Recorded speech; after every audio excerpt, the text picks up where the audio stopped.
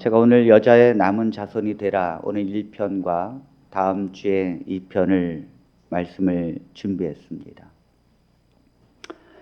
지난 설에 제가 우리 자녀들과 함께 이천에 있는 저희 어머니 산소에 들렸다가 설이나 또 추석 명절에 언제나 저는 고향을 찾습니다. 우리 자녀들과 함께 고향을 잃어버리지 않기 위해서 이제 고향에 가서 그 시골 동네를 가는데, 제가 가다 보니까 늘 갈 때마다 아주 씁쓸한 마음을 금치 못할 수가 없습니다. 제가 그 어렸을 때에 물을 모아놓고 논에다가 썰매 스케이트 타고 동네 아이들이 팽이치고 놀던 논도 없어지고, 또 그렇게 우렁이 잡고 하던 고기 잡고 하던 그런 논도 없어지고, 그리고 뛰어놀던 그 놀이터는 다른 건물이 들어서고, 그리고 그 허름한 가게집도 없어졌어요. 지난번에 설에 가니까 저희가 살던 손수, 제가 초등학교 6학년 때부터 아버지와 벽돌로 가족들이 짓고 그렇게 살았던 그 집도 올해 말에 없어진답니다. 거기에 대로가 나서 동네 한복판에 이제 동네가 시골 동네가 아닌 정말 낯선 동네가 돼가고 있었습니다. 제가 언제까지 저희 집도 없는 그런 고향을 자녀들과 찾을 수 있을지 모르겠습니다. 고향이라는 것은 변치 않아야 그 매력이 있는 것입니다. 고향이 변해지면 마음을 잃어버리는 것이고, 10년, 20년, 50년이 가도 그 자리에, 우리가 놀던 그 자리, 그곳에 그대로 보존되는 것이 고향의 매력입니다, 여러분. 성경에서 교회를 여자로 비유합니다. 왜 여자라고 비유했을까? 우리는 하나님의 자녀인데 왜 교회를 여자라고 비유했는가? 여러분, 자녀는요, 일촌이에요. 자녀는 떨어질래야 떨어질 수 없는 것입니다. 그런데 일촌입니다. 그런데 이 자녀보다 더 가까운 사이가 있습니다. 촌수의 간격이 없는 무촌이 있습니다. 그것이 바로 부부 사이입니다. 부부는 촌수가 존재하지 않아요. 부부는 정말 내가 저 사람이고 저 사람이 납니다. 그런데 이 부부라는 것은, 자녀는 핏줄로 연결되지만 부부는 사랑으로 연결되는 것입니다. 사랑이 빠지면 님 하나에 점 하나 찍으면 남이 되는 거예요. 그러니까 사랑이 빠지면 아무것도 아니에요. nothing이라고요.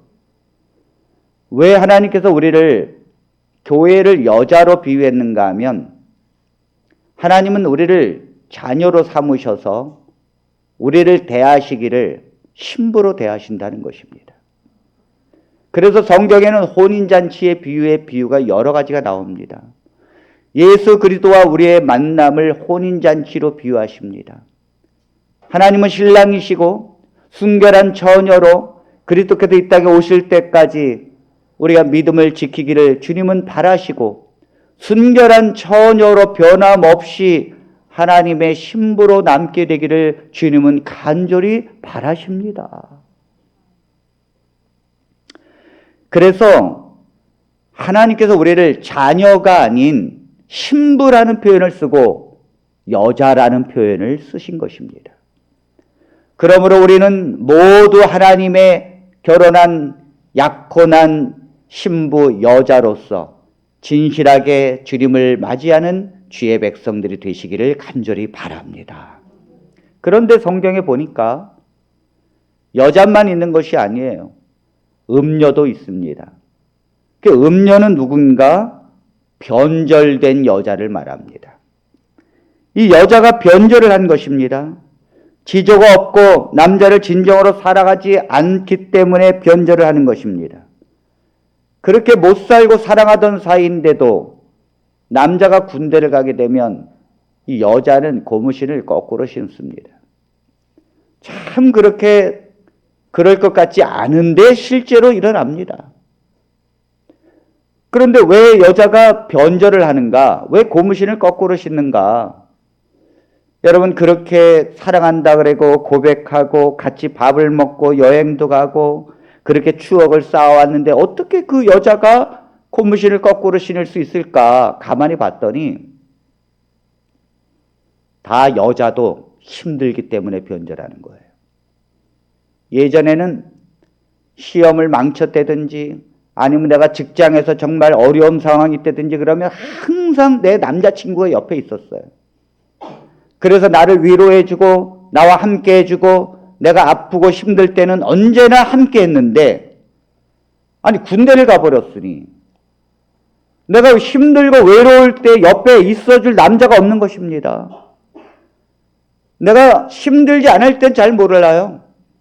그런데 내가 정말 죽고 싶을 때, 내가 정말 힘들어서 갈 곳 없을 때, 누구한테 내 마음을 털어놓지도 못하고 정말 외로울 때, 그럴 때 여자는 변절하는 것이거든요. 제비가 날라와가지고 그 다음에 얼마나 위로합니까? 제비가 날라와가지고 밥 사줘요. 위로한다고 또 등 두들겨줘요. 또 너무너무 또 사랑한다고 손잡아줍니다. 그러니까 이 여자가 힘들 때 제비가 날라와서 그렇게 얘기를 하니까 변절할 수밖에 없는 것입니다. 우리 사랑하는 모든 성도님들은 제비가 날라와도 변절하지 마시기를 바랍니다. 변절하면 안 됩니다. 교회가 음녀가 되는 것은 교회가 힘들기 때문이에요. 성도들이 누가 음녀가 되고 싶어서 됩니까? 신부로 남아있기를 간절히 우리는 원하는 것입니다. 그러나 왜 여자가 변하는가? 힘들고 어려우니까 그런 것입니다. 힘들고 어려우니까 교회가 변절을 하더라는 거예요. 여러분, 2000년 동안 교회는 수도 없이 변절을 해왔습니다. 어떨 때는 1000년 넘게 변절을 해왔습니다. 이 하나님의 말씀을 버리고, 그리고 타협하고 신앙을 버리고 예배를 버리고 그들은 우상숭배 속에 살았습니다. 이스라엘 백성들은 얼마나 많이 우상숭배와 타락하고 변질되었습니까? 여러분, 우리가 신앙을 지키는 것은 정말 영적인 전쟁입니다. 이 세상에 너무 힘들기 때문에 좀 요즘처럼 코로나로 먹고 살기가 너무 힘들어요. 그러니 내 코가 석자인데 예배가 무엇이고 헌금 내는 게 무엇입니까? 다 변절되는 거예요. 우리의 신앙이 이렇게 가볍고 이렇게 무가치한 줄 예전엔 정말 몰랐습니다. 요즘에는 교회 다녔던 사람들이 교회를 핍박해요. 교회 다녔던 사람들이 교회를 안 나오면서 비방합니다. 이 코로나 시대에 예배를 꼭 그렇게 강요해야 된단 말인가? 이렇게 코로나 시대에 다른 사람들을 염려해서 교회를 좀 예배 안 드리고 그냥 영상으로 드리면 안 되는가? 왜 굳이 교회가 자꾸 모이라고 하는가?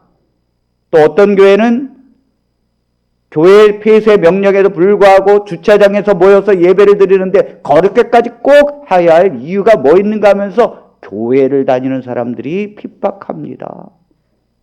변절하는 것입니다. 힘들다고 변절합니다. 제가 가만히 생각해 보면서 코로나에 교회 예배를 포기한다. 코로나에 교회를 안 나오고 영상 예배를 한 달, 두 달, 1년 들이다 보면 나중에 교회 안 나옵니다. 전문가들이 말합니다. 교회 전문가들이 코로나가 회복돼도 절반 이상을 잃을 것이다. 안 나온다고요. 실제로 코로나가 회복이 되어서 대면 예배를 허용한다 할지라도 성도들이 교회를 안 나온다고요. 텅텅 빕니다. 큰 교회도.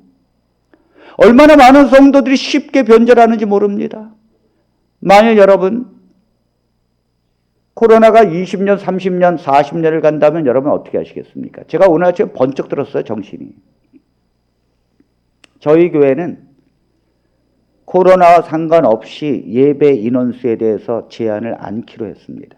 제가 오늘 아침에 집사람하고 결심을 해서 기도했어요. 이런 것에 성도를 놓치게 되면, 성도들이 예배를 드리지 못하게 되면 성도들은 앞으로 닥쳐오는 수많은 환난을 과연 이길 수 있을까? 앞으로 수많은 어려움과 핍박이 이것보다 몇십 배 더 있을 텐데 그럴 때마다 우리는 타협해야 된단 말인가? 그럴 때마다 우리는 예배를 버려야 된단 말인가? 지금 이런 코로나에 우리가 예배를 드리지 않고 1년 동안 쉬고 교회를 신앙을 떠나고 우리가 정말 믿음이 떠나가게 된다면 앞으로는 이거보다 더 어려운 10년짜리 전염병이 있을 수 있습니다. 하나님이 이 모든 걸 허용하시지만은 하나님이 보시는 거예요. 얼마나 이 어려움 속에서 진실한 백성들이 주의 길을 가는가. 이걸 지켜보고 있다고요. 제가 세계력교회 소년보 목사님의 그 투지를 보면서 제가 우리 앞에 오늘 아침에 일어나서 집사람과 1시간 대화를 나눴어요. 내가 선두를 놓쳤다고. 우리가 선두를 놓쳤다고.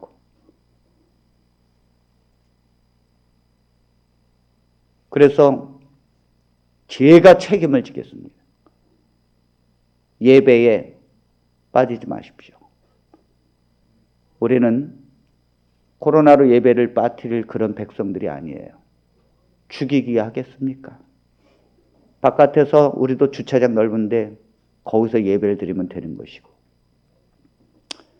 죽이면 죽으면 되는 것입니다.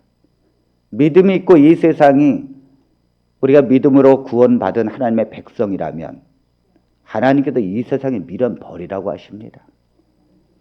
이 세상과 하나님을 겸하여 섬길 수는 없는 거예요. 저는 우리 성도들이 복음으로 위로만 하다 보니까 성도들은 너무 연약해져요. 쉽게 신앙을 떠나요.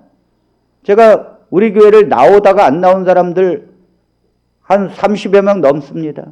어떻게 사는가 제가 자세히 봤어요. 신앙 떠난 사람이 절반 이상입니다. 교회 안 나오면 떠나게 돼 있습니다, 여러분. 다니더라도 여러분 손님처럼 다닙니다. 우리 교회처럼 주인으로 여기는 교회가 또 어디 있습니까, 여러분? 다른 교회 다니면 여기 다니다 다른 교회 다니면 손님이라고요. 요즘에 등록되어 있지 않은 교회는 환영도 안 합니다. 우리 집사님들이 교회를 가다가 가까운 교회로 가시려고 했는데 목사님 쫓겨났어요. 왜 그래요? 그랬더니 등록교회는 아니라고 쫓아냈답니다. 참 교회 가는 것도 이제 서럽습니다. 그나마 우리 교회니까 등록을 하든지 안 하든지 하나님께서 주인이라고 하니까 여러분들이 환영하는 줄로 믿습니다. 믿음 지키셔야 합니다. 이 시대는 지금 바람이 부는 시대입니다. 타작마당의 시대예요. 바람이 불게 되면 알곡과 가라지가 갈라지는 시기입니다. 바람이 불면 알곡은 떨어지지만은 가라지는 날아가는 것입니다. 여러분, 작은 바람에도 불구하고 가라지와 알곡이 구별되는 것입니다. 이 코로나는 바람이고 타작마당 위에 분명합니다. 내가 하나님께 믿음으로 살고 하나님 앞에 죽겠다는 사람이 예배를 빠뜨릴 수는 없습니다. 가라지로 평소에 신앙에 믿음이 없던 사람이 요즘엔 코로나라 교회 안 가는 것이 문제가 되진 않으니까 교회 안 다닙니다. 그렇지 않아도 교회 다니면 너무너무 힘든 일이 많았는데 요즘에 얼마나 좋습니까? 자유롭게 여행 가다가 핸드폰으로 예배 드리면 되지. 여러분, 그것은 타협입니다.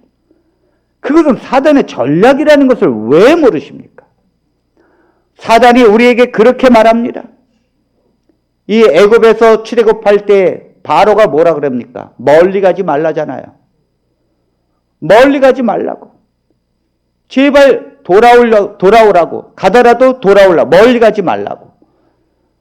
우리가 하나님께서 당신의 백성들이 포도나무의 가지가 그 포도줄기에 꽉 붙어 있으라고 말합니다. 아멘. 떨어지는 순간 생명이 끝나는 거예요. 여러분, 한 번 떨어져 있는 건 붙이기가 그렇게 어려운 것입니다. 쉬운 게 아니에요. 내 신앙을 내가 지킬 수 있다고 생각하는 것만큼 교만한 건 없습니다. 목사인 저도 제 신앙을 지키기 위해서 피나는 노력을 합니다. 여러분, 피나는 노력을 합니다. 하물며 성도가 지킬 수 있다? 저는 그걸 교만으로 봐요. 불가능합니다. 교회만 가끔 나가고 신앙을 한다고 그 사람이 하나님의 백성일까요? 그 사람이 우리가 인정해도 하나님이 인정할까요? 그렇지 않아요. 하나님께서 노아 홍수 때 8명만 구원받은 것이 아니냐? 하나님께서 우리에게 말씀하실 때 진실한 백성을 찾는다고 했습니다. 우리 사랑하는 모든 성도들은 그런 진실한 백성이 되기를 바랍니다. 그런데 이런 어려움 속에서도 아무리 코로나가 있고 그 코로나보다 더 무서운 핍박과 환난이 온다 할지라도 주님께서 말씀하셨습니다. 세상이 나를 미워하듯이 너희를 미워할 것이다. 세상이 나를 핍박하듯이 너희도 핍박할 것이다. 그래서 제자들은 그 핍박 속에서, 세상의 미움 속에서 살았습니다. 그 속에서 수많은 교회들이 타협하고 믿음을 버렸지만은 진실한 백성들이 언제든지 있었다는 거예요. 마지막 시대에도 하나님께서 진실한 백성을 남겨두신다고 했습니다.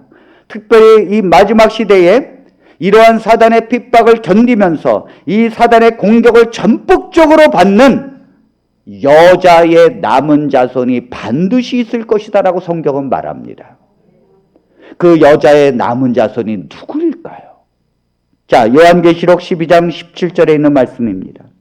용이 여자에게 분노하여 돌아가서 그 여자의 남은 자손 곧 하나님의 계명을 지키며 예수의 증거를 가진 자들과 더불어 싸우려고 바다 모래 위에 서 있더라. 이 용이 누군가? 용은 그 다음 계시록 12장 9절에 보니까 큰 용이 내쫓기니 옛뱀 곧 마귀라고도 하고 사탄이라고도 하며 온 천하를 꿰는 자라. 그가 땅으로 내쫓기니 그의 사자들도 그와 함께 내쫓기니라. 하늘에서 반역을 일으키고 사단이 그 천사들과 함께 반역된 천사들과 함께 내쫓김을 받았지요. 이게 용이라는 거예요. 용. 그런데 아까 계시록 12장 17절을 다시 보시기 바랍니다. 용이 여자에게 분노하여 돌아가서, 여러분 여자는 뭐라고 그랬어요? 하나님을 믿는 교회의 백성이라고 했습니다. 근데 이 사단이 왜 분노했습니까? 사단이 예수 그리스도가 태어나자마자 죽이려고 했어요. 예수 그리스도께서 죄를 짓게 유혹했습니다. 예수님께서 십자가에서 우리의 죄를 속죄하지 못하도록 막으려고 했어요. 그러나 주님은 죄 없이 이 땅에 태어나셨고 성령으로 잉태하셨고 죄 없이 사셨고 모든 율법의 요구를 이루기 위하여 십자가에서 달려 돌아가십니다. 그리고 우리의 구원을 이루셨습니다. 우리의 죄를 속죄하셨습니다. 그러므로 하나님의 백성의 우리 모든 신분을 바꿀 수 있는 조건을 이루셨으니 이 사단이 열받는 거지요. 예수 그리스도를 죽여야 되는데, 죄를 짓게 해야 되는데, 예수 그리스도가 이 땅에 태어나지 못하게 해야 되는데, 예수님이 십자가의 사명을 이루지 못하게 해야 되는데, 저렇게 예수 그리스도께서 십자가에 죽으시고 부활하지 못하게 해야 되는데 주님은 부활하시고 승천하지 못하게 해야 되는데 주님은 승천하셨으니 분노하는 거죠. 자기의 백성들이 다 뺏기게 생겼으니까. 그러니까 어떻게 합니까? 예수 그리스도를 상대로 싸울 수 없으니까 그리스도를 믿는 백성에게 분노하여 돌아가는 것입니다. 아멘. 그런데 많은 교회들이 사단의 전략에 의해서 변절됩니다. 모양을 갖고 있지만은 경건의 능력은 없습니다.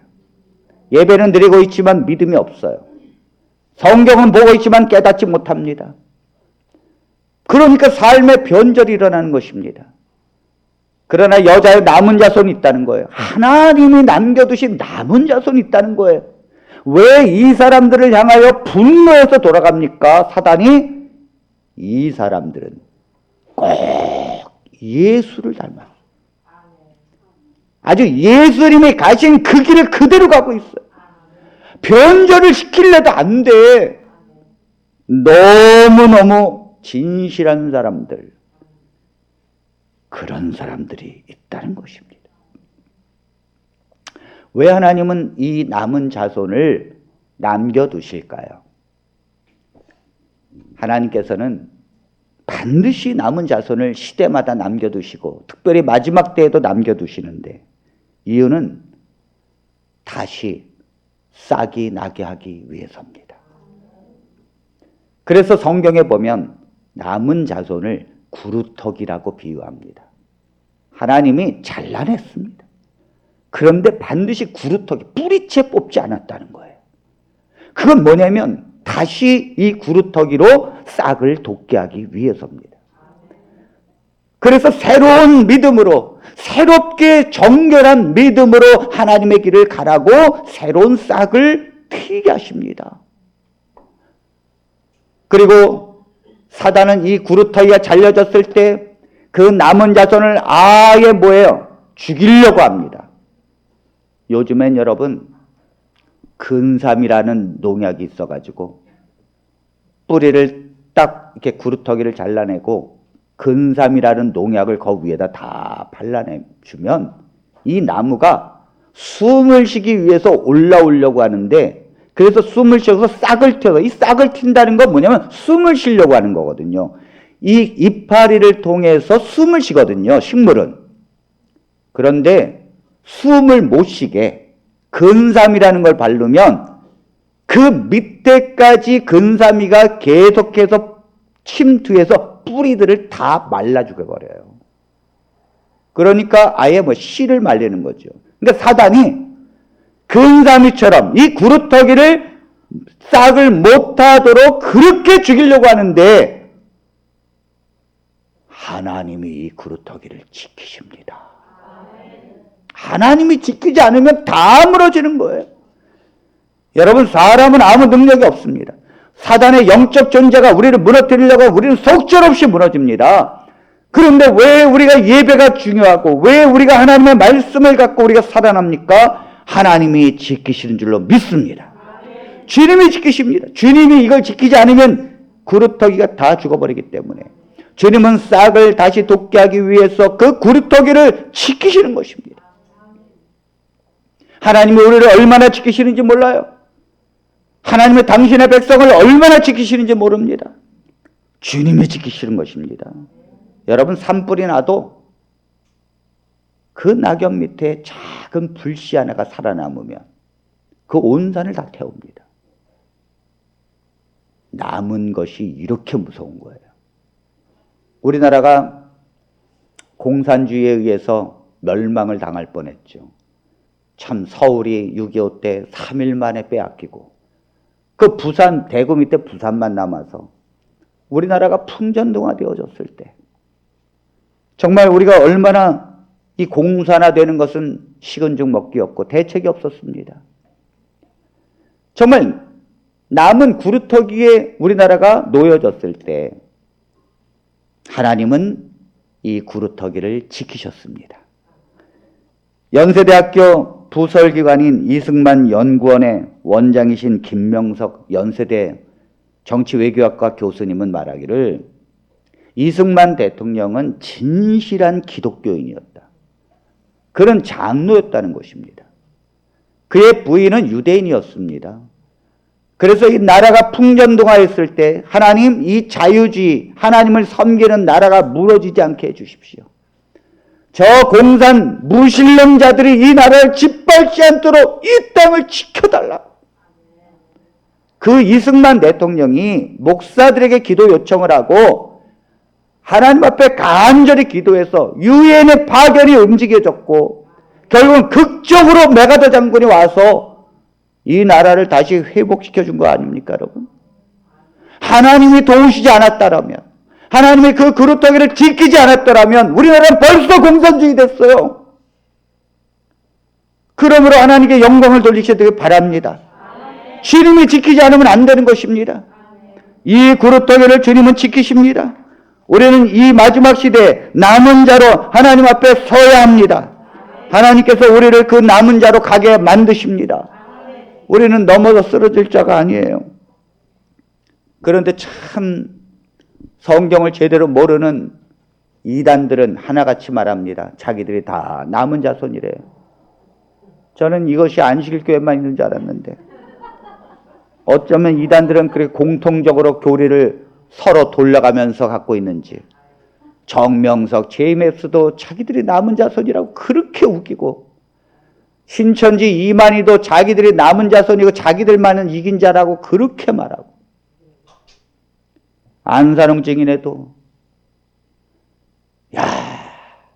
그런데 남은 자손은 교단으로 되는 것이 아니에요.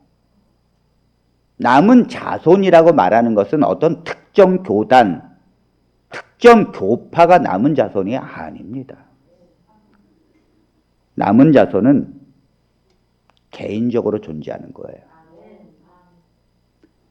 예수님께서 말씀하시기를 두 사람이 맷돌을 돌리고 있는데 한 사람은 데려감을 당하고 한 사람은 버려둠을 당할 것이다. 똑같은 곳에서 똑같은 일을 하는데도 구원은 개인적으로 받는 것입니다. 여러분들 가정에 남은 자가 한 명일지 두 명일지 아무도 몰라요. 우리 교회 안에 남은 자가 한 명일지 두 명일지 100명일지는 아무도 모릅니다.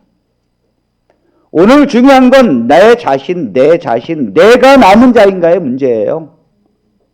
여러분, 저 북한이라는 곳은 무신론자입니다. 북한이라는 것은 공식적으로 하나님을 불신하고 하나님이 없다라고 말하면서 김일성이가 태양신이 하나님이라고 말합니다.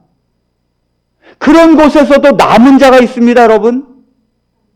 그런 곳에서도 진실하게 하나님을 섬기면서 울며 회개하면서 아오지 탄경에 끌려가서 정말 자기의 가족들이 다 죽는다 할지라도 예배만큼은 포기할 수 없다고 하면서 진실하게 숨어서 예배드리는 그 사람들이 있습니다. 그런 사람들이 남은 자입니다. 코로나 걸렸다고, 코로나가 온다고 교회 예배드리지 말래요 하면서 집에서 있는 사람들은 어떻게 북한에 있는 사람들을 보면서 우리가 남은 자라고 말할 수 있습니까?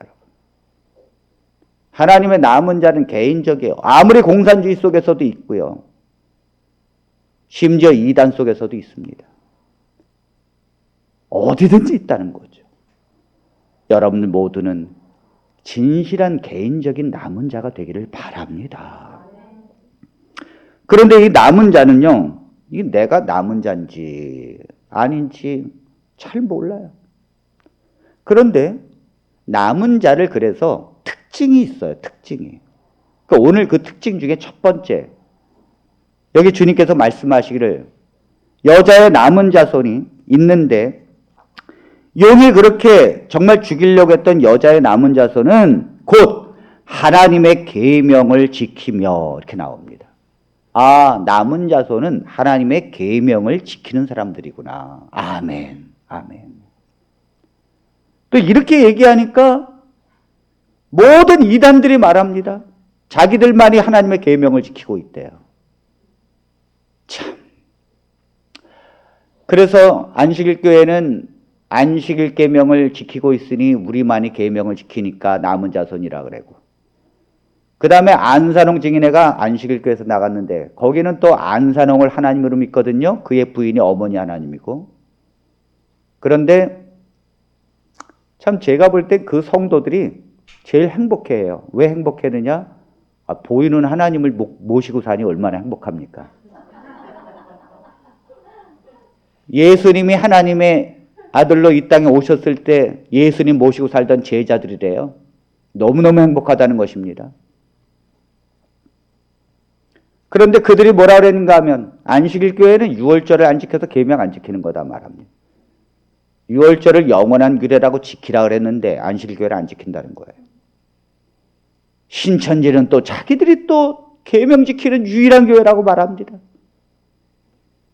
놀라운 사실은 성경은 성경으로 풀어야지 자기들의 교리로 성경을 대입하면 안 됩니다.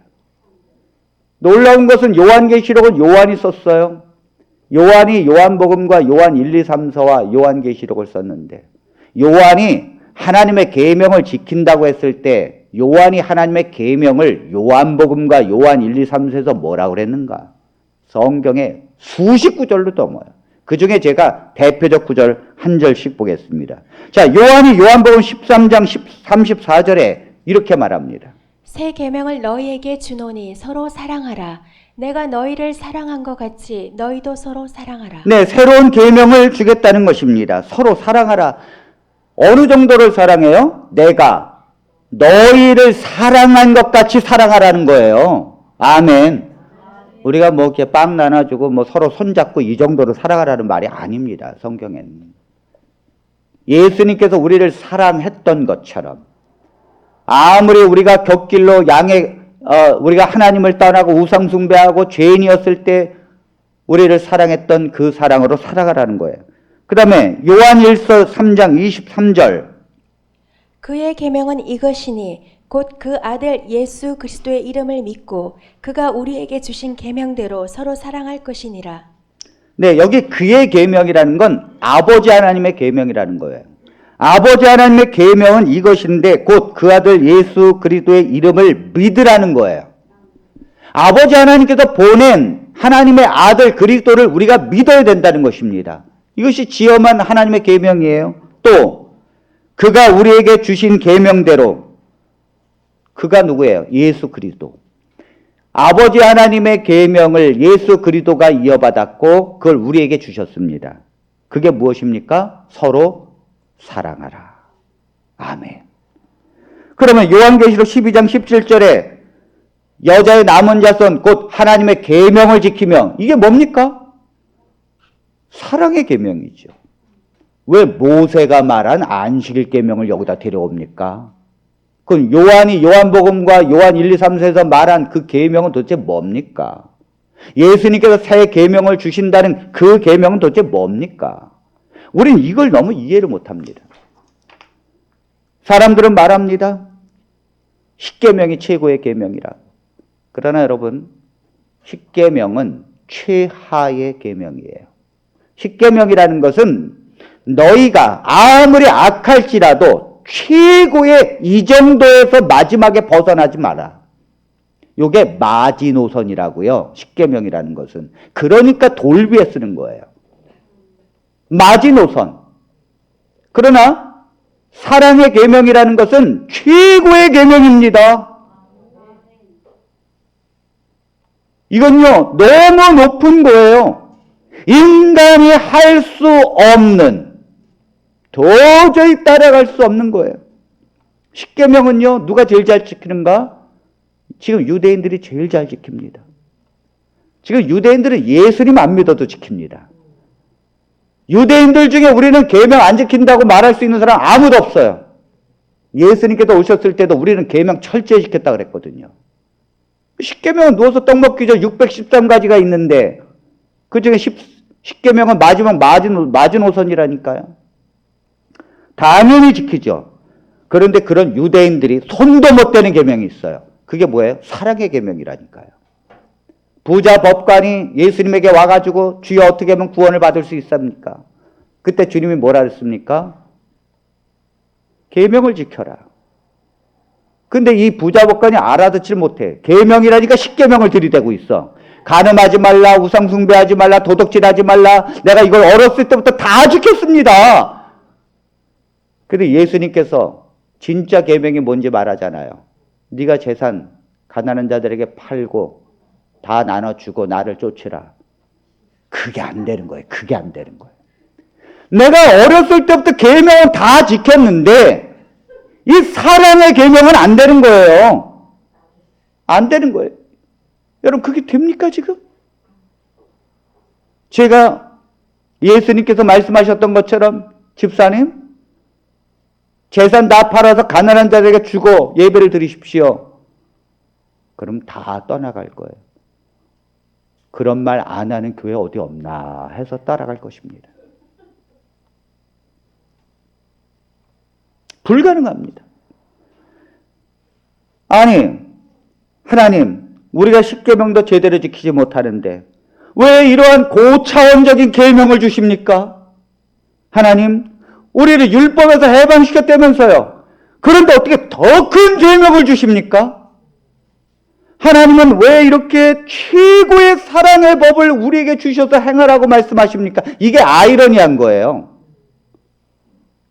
그런데 하나님도 안다는 거예요. 너희들이 지킬 수 없다는 거 나도 안다는 거죠. 그런 너희들에게 이 큰 계명을 주는 이유가 있다는 거죠. 우리 스스로 지킬 수 없는 법을 주셔야 우리 인간의 힘으로 안 된다는 걸 깨닫지. 우리 스스로 지키는 법을 주면 우리가 지켰다 그러잖아요. 우리가. 그러니까 하나님께서 인간이 지킬 수 없는 법을 주시는 거예요. 하나님의 속성의 법. 인간이 왜 지킬 수 없죠? 인간은요, 탐욕이라는 게 죽을 때까지 있거든요. 여러분, 성철 스님이 얼마나 존경받는 불교의 스님입니까? 야, 이렇게 사는 것도 쉽지 않아요. 그 탐욕을 버리기 위해서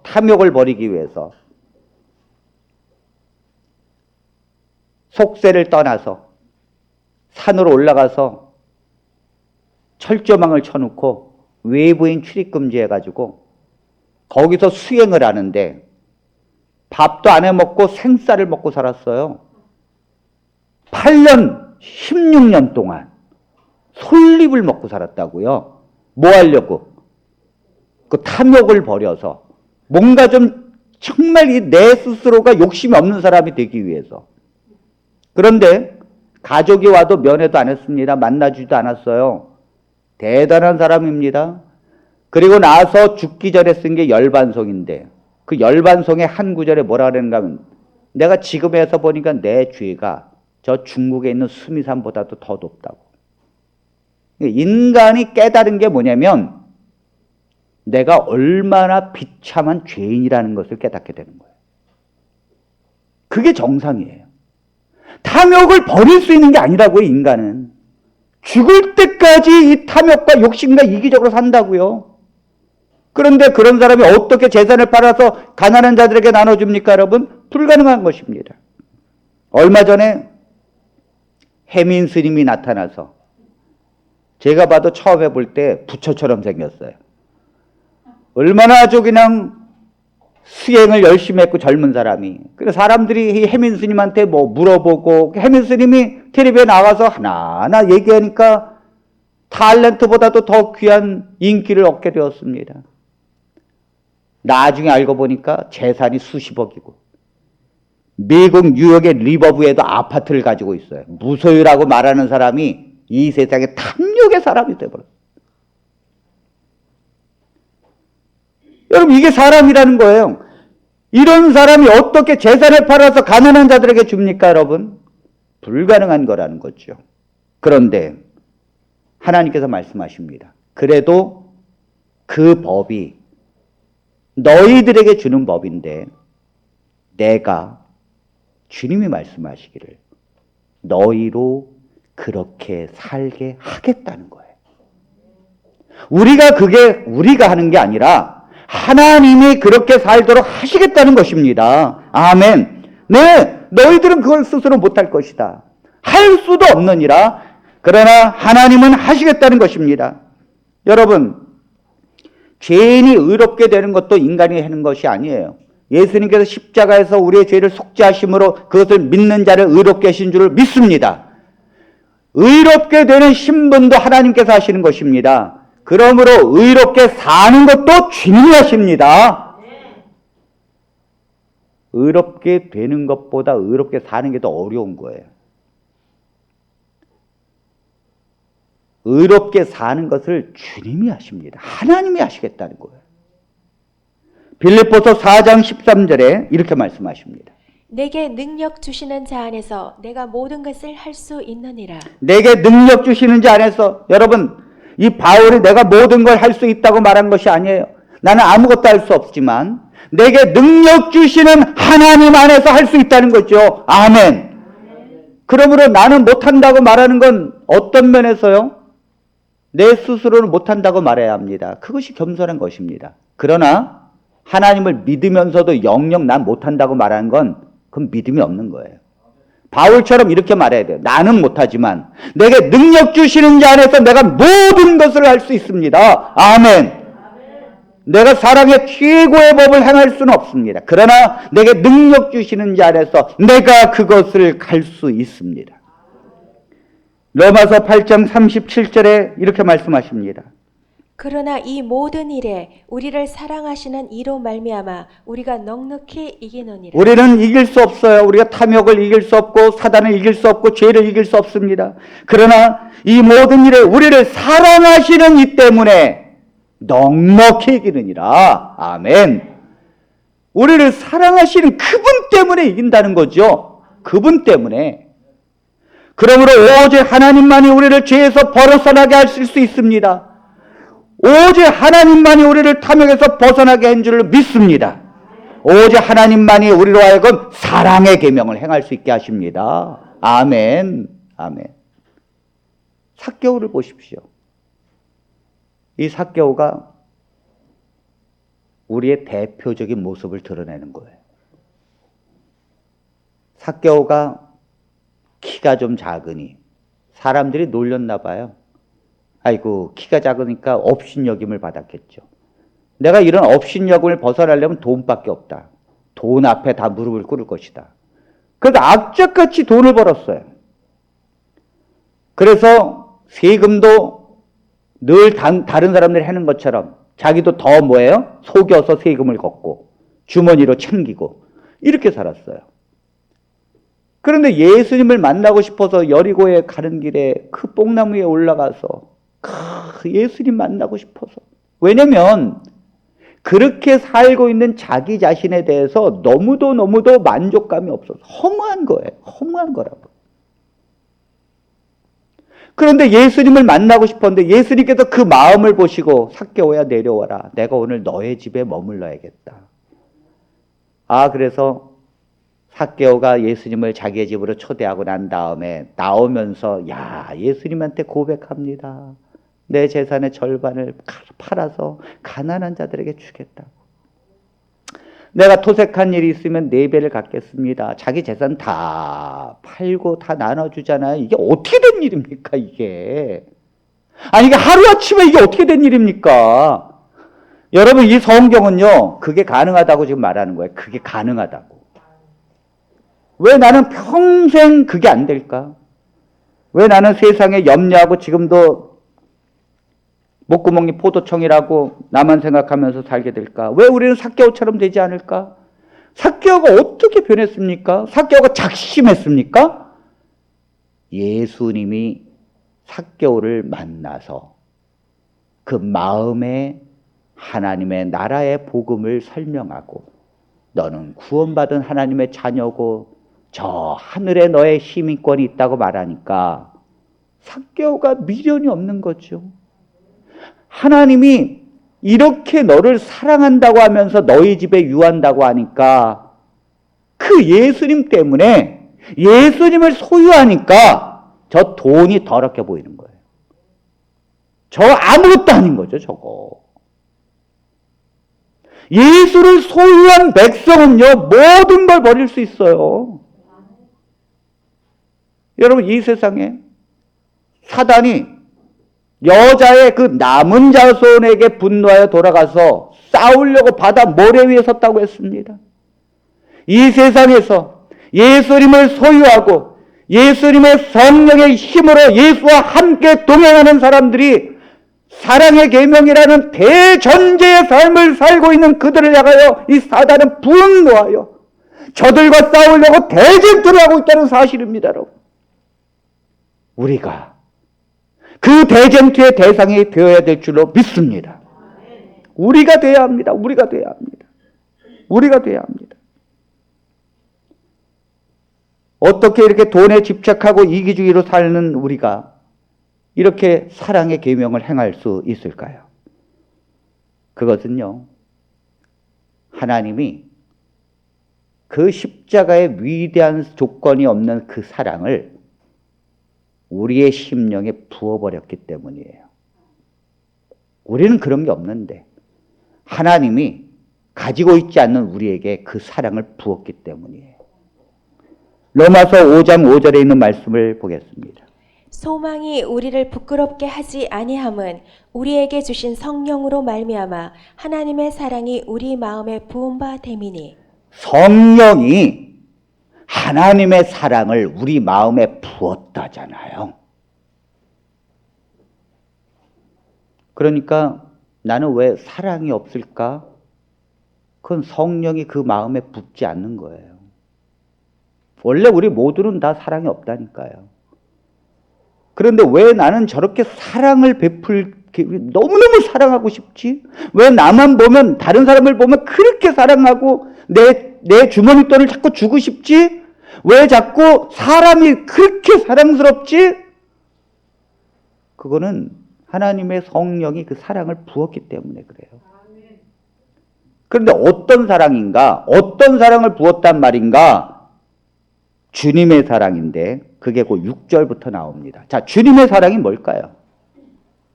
우리가 아직 연약할 때에 기약대로 그리스도께서 경건하지 않은 자를 위하여 죽으셨도다. 이런 사랑이구나. 우리가 아직 연약할 때에 기약대로, 이 말은 뭐예요? 예전에 약속한 대로 하나님이 이 땅에 오셔서 우리 죄를 속죄할 것이라는 그 약속한 대로. 참 저 같으면 안 합니다.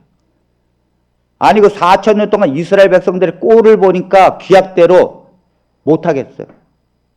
아니 우상 숭배하고 타락하고 음녀 섬기고 이렇게 나가는 이스라엘 백성들을 보면서 어떻게 예수 그리스도가 기약대로 올 수 있습니까, 여러분? 그런데 이 말씀은 하나님은 인간의 타락과 인간의 부족함과 인간의 음료로 가는 그 길에 변함없이 하나님이 우리를 사랑하고 있다는 거예요. 하나님이 기약했으면 그걸 실천한다는 것입니다. 우리는 수도 없이 변절하는데 주님은 변절 안 하는 거예요. 그래서 경건하지 않은 자를 위하여 죽으셨도다. 이게 사랑이에요, 이 사랑. 그 다음 의인을 위하여 죽던 자가 쉽지 않고 선인을 위하여 용감히 죽는 자가 혹 있거니와 우리가 아직 죄인 되었을 때에 그리스도께서 우리를 위하여 죽으심으로 하나님께서 우리에 대한 자기의 사랑을 확증하셨느니라. 아무리 의인이라도 여러분 의인을 위하여 대신 죽을 수 있습니까? 선한 사람을 위하여 용감히 죽는 사람은 혹 있습니다. 그러나 자기의 원수를 위하여 친히 목숨을 버리는 사람은 없어요. 그런데 예수님께서는 우리가 죄인 되었을 때, 이 말은 뭐예요? 하나님의 원수 되어졌을 때 그리스도께서 우리를 위하여 죽으심으로 하나님께서 우리에 대한 자기의 사랑을 확증하셨느니라. 아멘. 이게요, 우리가 예수 그리스도의 대속적 죽음의 십자가를 바라보는 순간 성령께서 그 십자가가 무엇인 줄 아느냐? 그 십자가가 하나님이 얼마나 우리를 사랑하는 것인 줄 아느냐?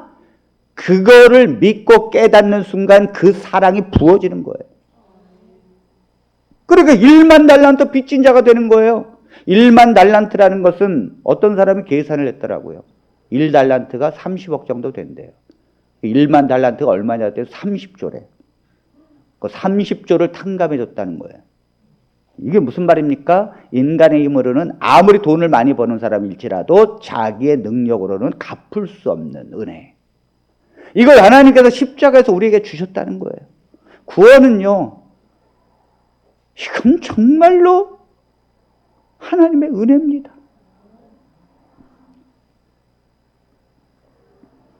그러므로 우리는 하나님의 사랑을 빚을 졌으니 그 빚진 하나님의 사랑이 여기에 마음에 오게 되고, 내가 무엇이 간데, 나 같은 사람이 어떤 사람인데 하나님이 나를 위해서 십자가 달려 돌아가셨고 내게 구원을 주었단 말인가?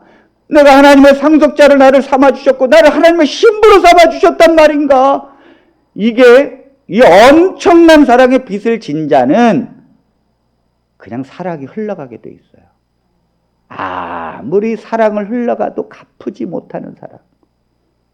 그러니까 하나님께서 내가 너희를 사랑한 것 같이 너희도 서로 사랑하라는 이 최고의 계명은 인간이 지킬 수 없는 거지만 복음과 십자가를 믿는 믿음 안에서 성령이 우리를 사랑의 계명으로 가게 하신 줄로 믿습니다. 고린도전서 13장 13절에 믿음보다도 사랑이 훨씬 더 중요하다고 말합니다. 그런즉 믿음, 소망, 사랑 이 세 가지는 항상 있을 것인데 그 중에 제일은 사랑이라. 우리가 믿음이 중요하고 하나님을 바라보는 소망이 중요합니다. 그러나 사랑은 그거와 비교할 수 없이 영원한 것입니다. 그러므로 하나님께서 내가 새 계명을 주는 것이고 비교할 수 없는 최고의 계명을 주는 것이다. 그러니까 사랑의 계명을 행한 자는 모든 율법을 이루었느니라 말씀하잖아요. 이단들은 말하기를 사랑만 하면 다냐? 안식일 지켜야지. 사랑만 하면 다냐? 유월절 지켜야지. 그게 얼마나 어리석은 일입니까, 여러분? 그게 얼마나 어리석은. 그렇게 행하는 사람들은 사랑이 없어. 그래서 맨날 자기들 소속이 되지 않으면 정죄하고 비판하고 그렇게 삽니다. 여러분, 오늘 우리는 진정한 하나님의 사랑을 회복하시기를 바랍니다. 십자가를 바라보면서 내가 사랑이 없을 때, 메마를 때는 다시 한번 십자가를 바라보면서 하나님이 나를 어떻게 구원하셨는가를 생각해야 합니다. 여러분, 이것은요, 하나님이 십자가에서 나를 구원해 내셨다는 구원의 확신이 있어야 가능한 거예요. 하나님이 나를 구원했는지 안 했는지를 잘 모르면 십자가의 사랑이 어떻게 느껴집니까? 내가 받았는지도 안 받았는지 모르는데 어떻게 내가 하나님의 사랑을 확증할 수 있습니까? 이 십자가의 은혜와 사랑과 내가 구원받은 나는 가치가 없어요. 나는 아무것도 아니에요. 나는 정말로 죄를 짓는 정말 부족한 사람이고 이기적인 사람이지만 도대체 내가 뭔데 하나님이 나에게 그런 은혜를 베푸신단 말인가? 그리고 하나님은 나에게 그런 구원을 주신단 말인가? 나로 하여금 그것을 믿게 하심으로 하나님께서 나에게 성령으로 이렇게 인도한단 말인가? 여기에 대한 하나님의 사랑과 구원의 의심 없이 받아들일 때 빚진 자가 되는 것입니다. 내가 받지도 않았는데 어떻게 빚을 졌습니까? 받아야 빚을 지는 거죠. 그러므로 그런 구원의 확신 속에서 하나님께서 말씀하신 대로 사랑의 삶을 살기를 바랍니다.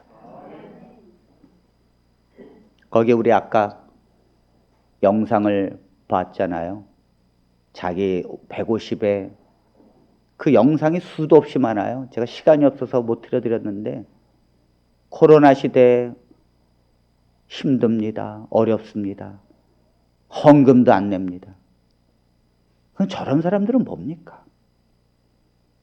자기의 수입의 절반을 그 150 받아서 그 사람이 뭐 이것저것 제하면 내가 볼 땐 계산상 떨어지질 않아.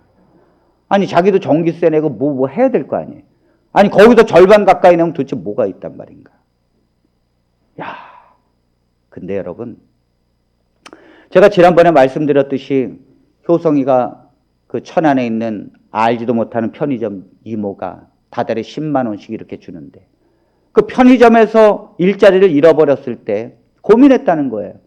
내가 일자리 잃어버리고 내가 이제 돈 수입이 없는데 효성이에게 10만 원씩 주는 거를 내가 어떻게 해야 되는가. 그래서 한 달, 두 달을 못 줬다는 거예요. 그 너무 마음이 괴롭다는 거예요. 내가 어렵다고 안 주면 그게 어디 주는 것인가? 이야, 전 여기에서요. 아니 우리가 코로나를 어렵다고 예배 안 드리면 그게 무슨 신앙이에요? 아니 쉬울 때 신앙하는 건 그건 신앙이 아닙니다. 진정한 그 사람의 믿음과 신앙은요, 핍박이 오고 시련이 와봐야 돼요. 정말 고난이 오고 핍박이 와봐야 합니다. 그럼에도 불구하고 하나님께 예배드리고 주의 믿음으로 가겠다는 성도라면 진짜인 줄로 믿습니다. 반드시 바람이 불어야 갈라지는 거예요. 그러니까 이 이모가 내가 지금 어렵다고 헌신을 안 하면 내가 그게 헌신인가? 그래서 회개를 하고 다시 10만 원을 보냈다는 거예요. 야, 남은 자손은요 그렇게 구석구석에 있다니까요. 그러더니 하나님이 다시 이모에게 일자리를 주더라는 것입니다. 여기에 진성산업개발 주식회사의 홍성규 대표라고 있습니다. 이분은 대한적집사사 등 한 7개, 8개 단체에 후원을 해오는 분인데요. 2014년도 설립된 지점 폐기물 수집 운반업체 진성산업개발을 회사를 차리면서 그는 수많은 후원을 하는 사람으로 인터넷에서 유명합니다. 그런데 이 사람이 불과 7년 전에는 아버지의 빚더미에 쫓겨다니면서 생활보호 대상자였대요. 생활보호 대상자. 그런데 이 홍성규 대표가 하나님께 기도했다는 것입니다. 하나님, 내가 생활보호 대상자인데 하나님 이 가물을 내가 일으키는 자가 되게 해주십시오. 이 아버지 때부터 빚을 지고 계속해서 어려워가지고 계속해서 단칸방에 살고 계속해서 이 가난이 되물림 되니까 이 자기도 생활보호 대상자예요. 그러므로 내 자녀 이 어려운데 이거 어떻게 하면 좋냐 이거죠. 그래서 씨름을 했다는 거예요. 하나님께. 하나님, 내가 가문을 일으키는 자가 되게 해주십시오. 내 대에서 가난의 고리를 끊는 자가 되게 해주십시오. 아니 그렇게 기도했는데 어떤 기미가 안 보이더래요. 하나님께서 내가 가난한 중에 남을 돕고 후원하는 자가 되라. 이 음성을 듣고 생활보호 대상자인 그가 남을 돕기 시작했어요. 후원을 하고 남을 돕고 10,000원, 20,000원 그 어려운 중에도 돕으니까 하나님이 그를 돕기 시작하더니 결국에는 그 회사 하나가 그 폐기물 처리가 너무너무 잘 돼가지고 지금은 진성산업개발의 대표가 되었습니다. 그러면서 그가 말합니다. 우리가 후원할 때 주님은 도우십니다. 우리가 넉넉할 때 후원하는 건 후원이 아닙니다. 그 자녀들 두 아들에게 후원이 무엇인지를 친히 가르쳐주고 그 두 아이들도 얻는 중에도 후원하는 삶을 살고 있다는 것입니다. 우리가 남을 사랑하고 정말 하나님을 사랑하는 거, 여러분 그것은 하나님의 남은 자손의 특징이에요. 우리 모두가 다 이러한 진실을 가는, 그래서 사단의 핍박이 더 거세어진다 할지라도 꺾여지지 아니하고 믿음으로 승리하고 하나님 앞에 사단이 가장 미워하는 존재지만 하나님께로부터는 가장 사랑받는 주의 진실한 성도가 되기를 간절히 바라면서 말씀을 마칩니다.